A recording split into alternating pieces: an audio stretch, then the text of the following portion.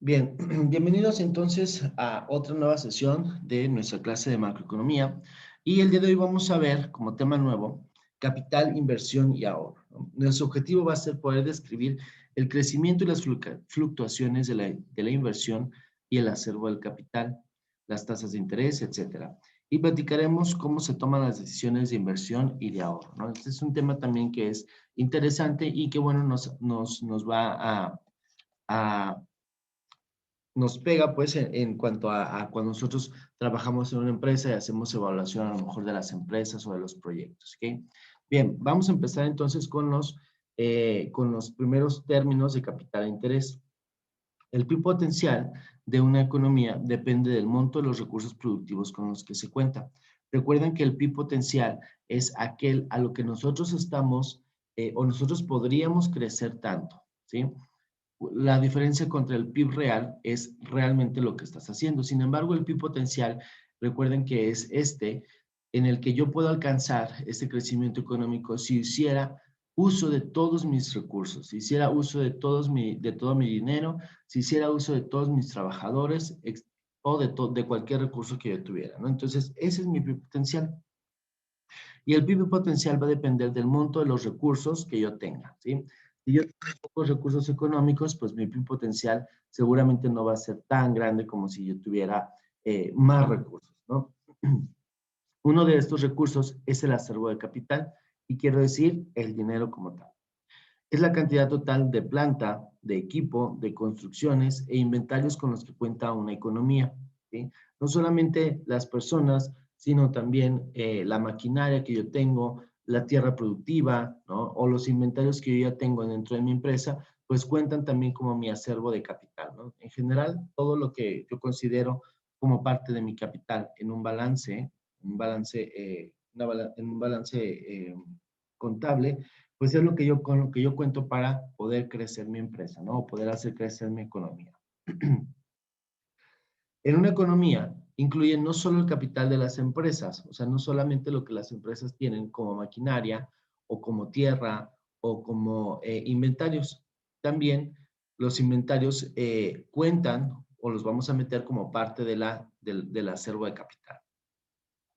Vamos a incluir las casas, departamentos, así como el capital de infraestructura social de propiedad gubernamental, tales como carreteras, presas, canales, escuelas y universidades. Entonces, si se fijan, todo lo que nosotros, con lo que contamos, forma parte del acervo de capital de una economía, ¿sí? Tanto las escuelas forman parte del acervo de capital de un país, como las empresas que están instaladas, incluso lo que las empresas tienen en sus bodegas para poder vender, como lo es el inventario. Entonces, todo eso es el acervo de capital con lo que un país o una economía cuenta para hacer crecer su Producto Interno Bruto.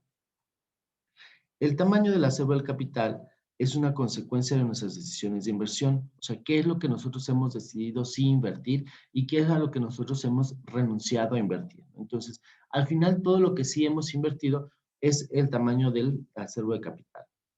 La adquisición de un capital nuevo, denominada inversión bruta, aumenta el acervo de capital. Todo lo que nosotros vayamos adquiriendo o lo que las empresas vayan adquiriendo, lo vamos a denominar inversión bruta y este va a aumentar el acervo de nuestro capital. El desgaste y desecho de capital lo llamamos depreciación y disminuye el acervo del capital. Y eso seguramente ya lo tienen como muy claro cuando nosotros hablamos de una depreciación, ¿no? Cuando nosotros tenemos un edificio o un automóvil, un edificio es mucho más difícil, pero un automóvil, ¿no? Un automóvil cada año se va depreciando un poco, ¿no? Igual sucede con las máquinas o con los recursos que yo voy a tener dentro de las empresas o dentro de la misma economía nacional, ¿no? Si yo tengo para el transporte público 150 autobuses, bueno, pues cada año esos autobuses van a ir perdiendo un poco de valor y lo vamos a llamar depreciación.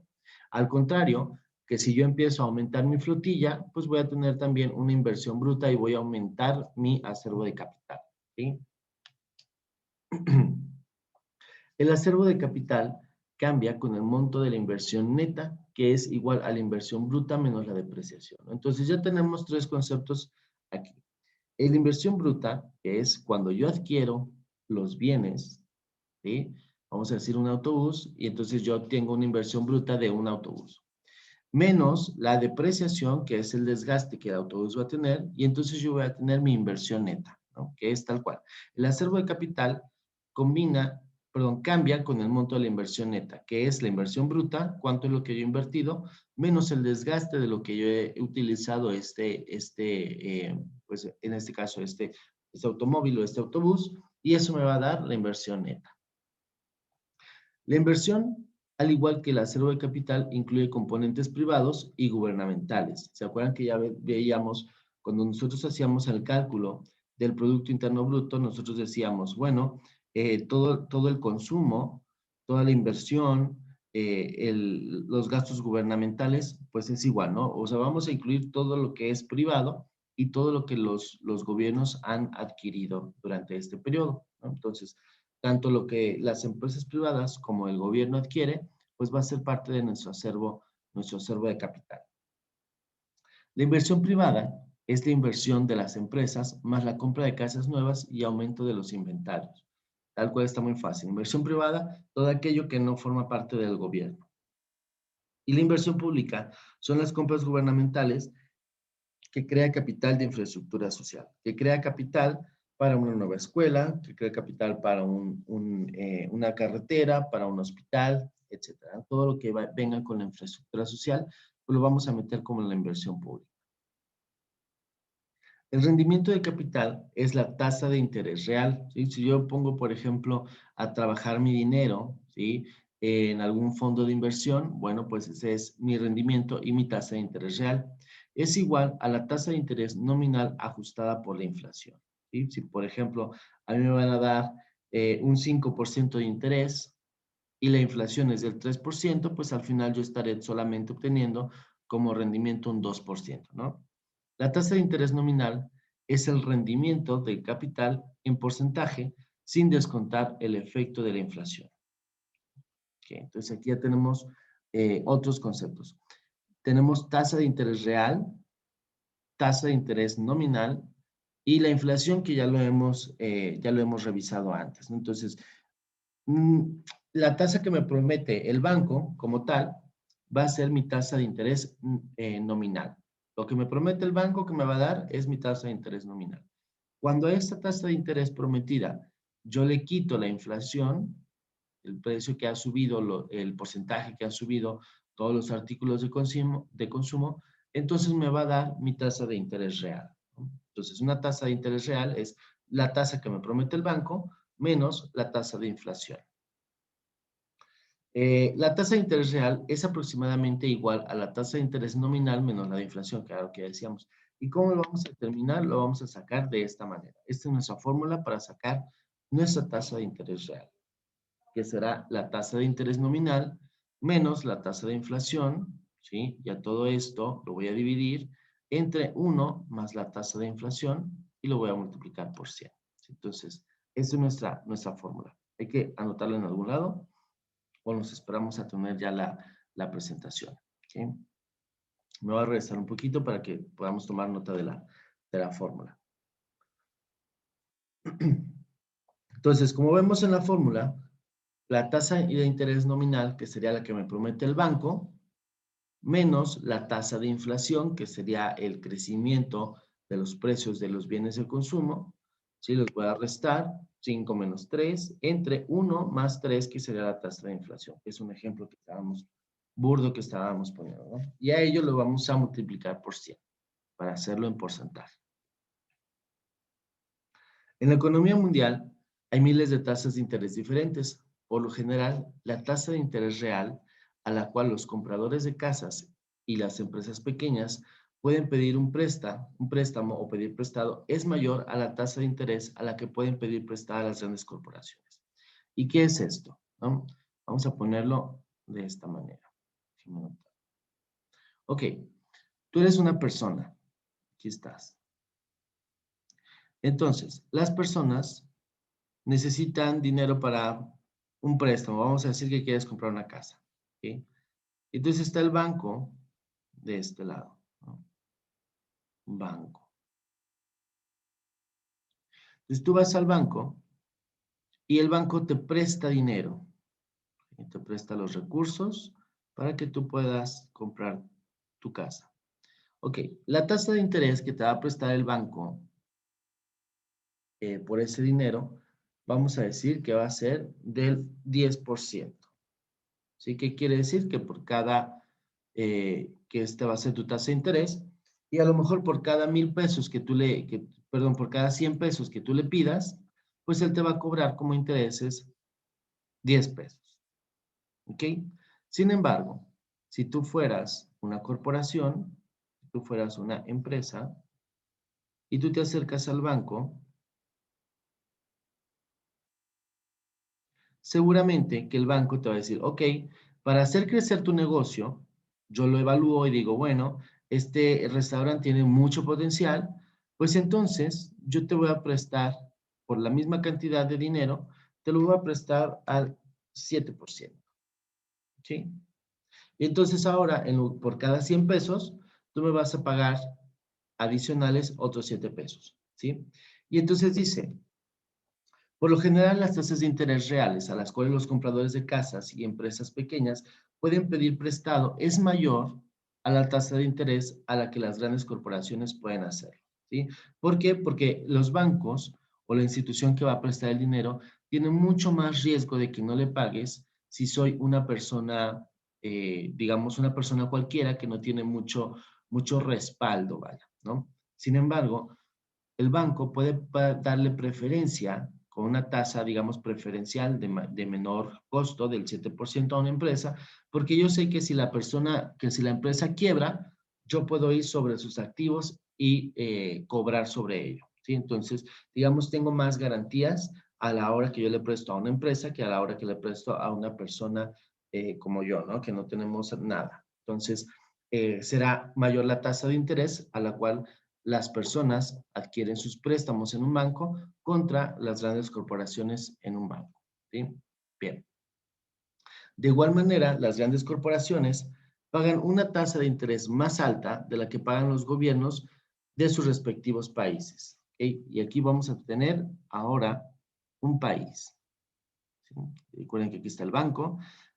El 10% es el que le daban a la persona normal, el 7% se la daban a una empresa, pero cuando se trata de un país, vamos a poner aquí que es un país, el banco entonces le va a prestar a una tasa de interés pues menor, ¿no? Y vamos a decir que le va a prestar a un país contra el 5%. ¿Sí? Mientras por cada 100 pesos que el país nos pida prestados al banco, pues el banco le cobrará solamente 5 pesos.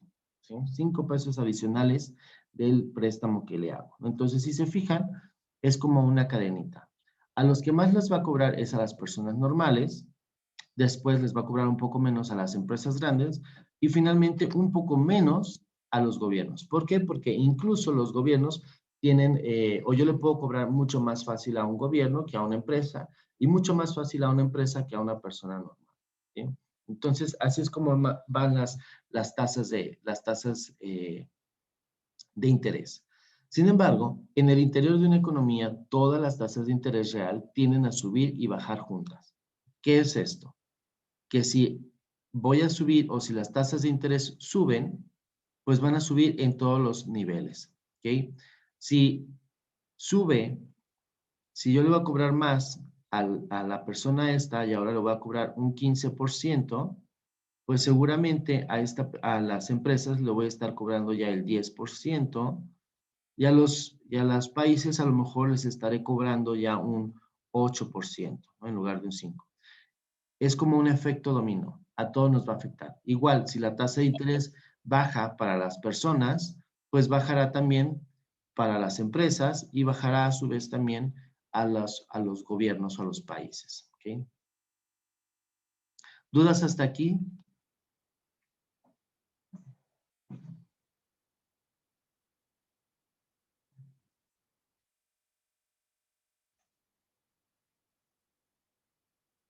¿No? ¿No tenemos dudas?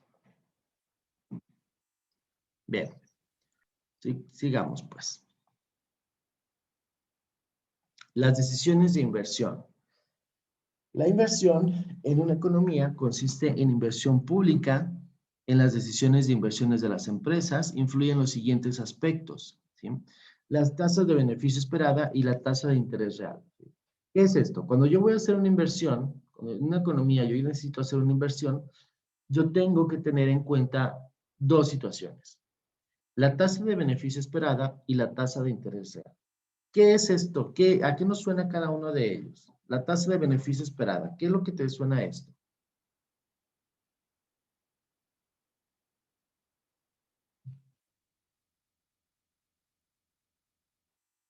¿No? ¿Ni idea?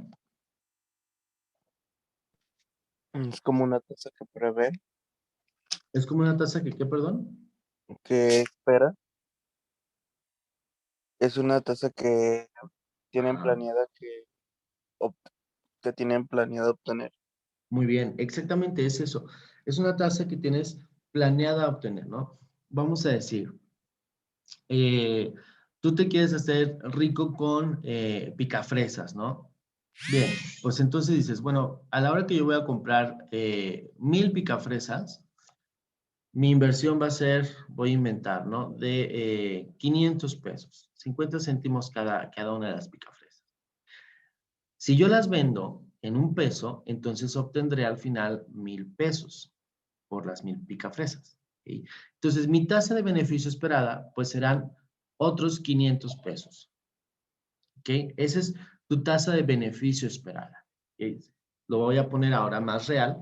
Cuando una empresa quiere hacer una inversión en una nueva planta o en una nueva maquinaria, dice, ¿cuánto es lo que yo voy a esperar que me deje de rendimiento esa nueva maquinaria o esa nueva planta? ¿Ok? Ah, pues me va a dejar $1.000.000. El hacer esta inversión me va a dejar $1.000.000. Excelente, ¿no? Entonces ya lo anotas por ahí como financiero. A la hora que haces tu proyección, dices, bueno, esta inversión de a lo mejor $300.000 me va a dejar un rendimiento de $1.000.000. Hombre, pues genial. Bien, lo anotas por ahí. Y luego lo vas y lo comparas con cuánto es lo que te daría el banco. ¿Ok? Bueno, vamos a ver, si el banco, si yo meto $300.000 y al año o a los 2 años me va a dar $1.000.000, entonces tengo que comparar qué es lo que realmente quiero, ¿no? O cuál me costaría menos trabajo realizar, ¿sí? Si solamente por meter el dinero en el banco me van a dar el mismo rendimiento en el mismo plazo, a lo mejor me desgasto menos que si compro la maquinaria, que si pongo a trabajar a alguien, que si hago mi proyecto de inversión, y si me va a dar el mismo rendimiento, pues digo, pues mejor no hago nada, ¿no? Lo meto al banco. Lo mismo sucede. Voy a regresarme al de las picafresas. Si tú por meterlo al banco te va a dar el mismo rendimiento que ponerte a vender, pues mejor lo metes al banco y no te pones a vender, ¿no? O sea, no tienes ese desgaste. Sin embargo, si el rendimiento que te va a dar esta inversión es mayor a la tasa de interés que te va a dar el banco, pues entonces sí haces la inversión, ¿no? Y si haces ese trabajo de la venta, y si haces ese trabajo de poner a echar a andar una nueva planta o una nueva maquinaria, ¿no? Pero si el banco te da más rendimiento, pues entonces dejas de lado el proyecto que tienes y mejor lo metes al banco, ¿no? Eso es a lo que se refiere. Entonces, la inversión en una economía consiste en una inversión pública. En las decisiones de inversiones de las empresas van a influir estos dos aspectos que estábamos viendo. ¿Ok? Para decidir si invierten o no en un nuevo proyecto, deben comparar la tasa de beneficio esperado con la tasa de interés real. Cuanto mayor es la tasa de beneficio esperado, mayor es la cantidad de inversión. Si tú esperas que esta inversión en picafresas o inversión en maquinaria o en una nueva planta te deje pues bastante dinero, entonces seguramente vas a meterle más dinero ahí, ¿no? A lo mejor la siguiente venta de picafresas ya no la haces de 1000 picafresas, a lo mejor ya te vas sobre las 2000 picafresas o te vas sobre 2 plantas o te vas sobre 2 maquinarias para tu empresa, ¿no? Y aquí tenemos un ejemplo y hay que poner atención porque también vamos a necesitar calculadora. Chrysler trata de decidir si construye o no una nueva línea de ensamble de automóviles, cuyo costo es de 100 millones. Se espera que la línea de ensamble produzca automóviles durante un año y después se desmonte. O sea, la planta solamente la vamos a tener un año. Con la nueva planta, Chrysler espera obtener un ingreso neto de 120 millones. ¿Ok? El ingreso neto entonces va a ser el total por las ventas menos el costo del trabajo y los materiales. O sea, todo lo que yo vendí menos los costos. ¿Estamos de acuerdo? Bien. El beneficio esperado de la empresa por esta línea de ensamble es de 20 millones, que es igual al ingreso neto, que fueron los 120 millones, menos los 100 millones que nos costó la planta. Entonces, solamente vamos a tener realmente 20 millones. La tasa de beneficio esperada es de 20 millones, desde el 20% al año. ¿Ok? ¿Cómo sacamos esto? Fueron nuestros 20 millones entre nuestra inversión, que fue de 100 millones, y por 100, y eso nos dio el 20%. ¿Ok? Bien, vamos a darle otra repasada a este ejemplo. Decíamos que Chrysler iba a tener una inversión para una nueva planta por 100 millones. Al final, las ventas del ensamble de esos automóviles, las ventas, iban a ser de 120 millones. ¿Ok? Entonces, decíamos que necesitamos sacar los ingresos netos. Ingresos netos, que es igual a la inversión menos los costos, ¿no? Que esos pueden incluir la maquinaria, los trabajadores, etc. Aquí, digamos que brutamente o fácil, dice que la inversión es por 100 millones. Eso significa que nuestro ingreso neto será de los 120 que yo voy a obtener, menos mis 100 millones, que es de costos, y esto me va a dejar 20 millones como ingreso neto. ¿Hasta aquí estamos todos de acuerdo? ¿O más o menos?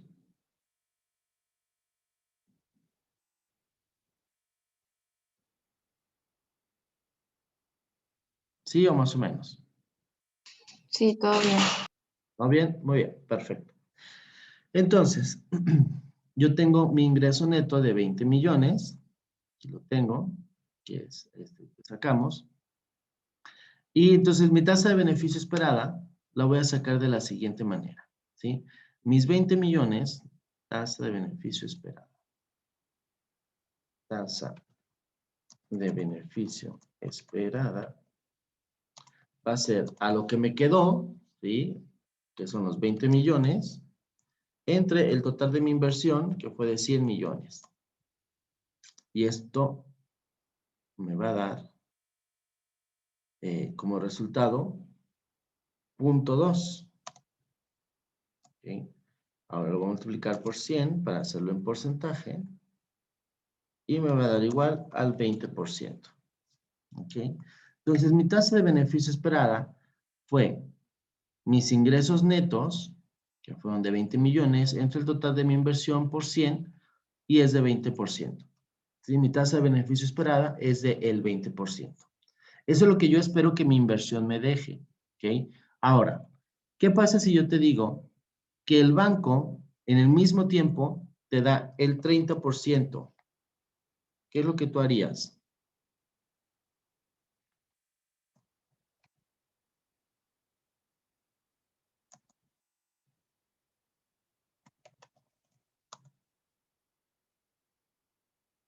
¿En dónde meterías el dinero?